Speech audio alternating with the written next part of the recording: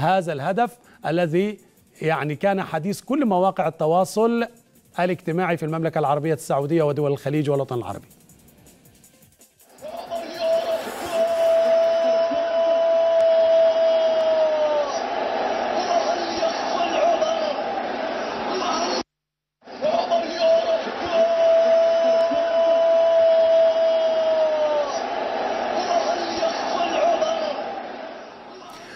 هذه الحركة التي ابتدعها السومة في بعد إحراز الهدف بوضع يده على مؤخرة ظهره وكأنه يتألم، كان يرد على أحد الصحفيين الذين شككوا في مشاركته في المباراة. لم يكن السومة نجم اللقاء وحده، وإنما كان أيضا حسين عبد الغني الذي انتقل من الأهلي إلى النصر قبل بضع سنين، لكن جماهير الأهلي حملت لافتات في المدرجات تقول له بنحبك يا حسين بس بنحب الأهلي أكتر. وكمان قميصه برقم 24 علق في المدرجات كما تتابعون.